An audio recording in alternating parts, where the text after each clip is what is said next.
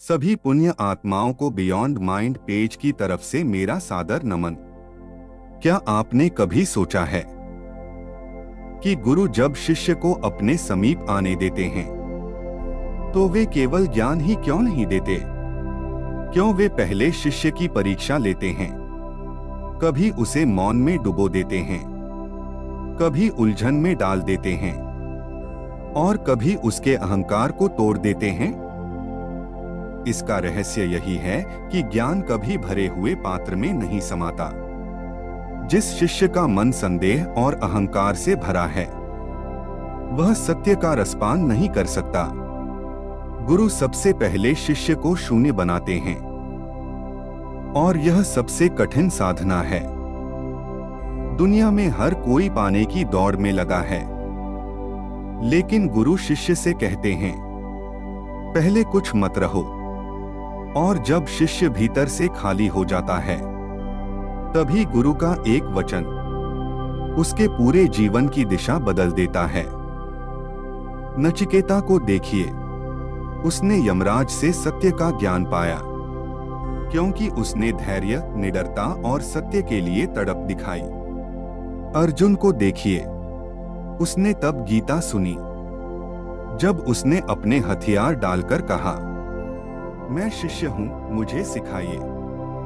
यह समर्पण ही सच्ची चाबी है। लेकिन याद रखिए, गुरु हमें हमेशा वही नहीं सिखाते जो हम सुनना चाहते हैं। वे हमें वही देते हैं जो हमारी आत्मा को मुक्त करने के लिए आवश्यक है। इसीलिए कभी उनकी बातें कठोर लगती हैं तो कभी उनके शब्द करुणा से भरे होते हैं।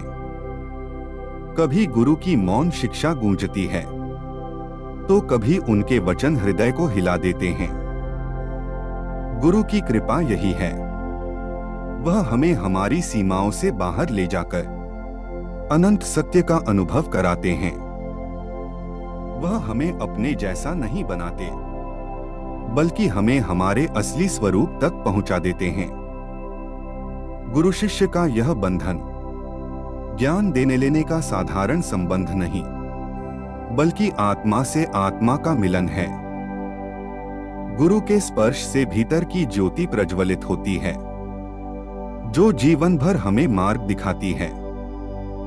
और इस पवित्र संबंध की गहराई, गुरु की कृपा का अगला रहस्य जानने के लिए भाग 10 अवश्य देखिए।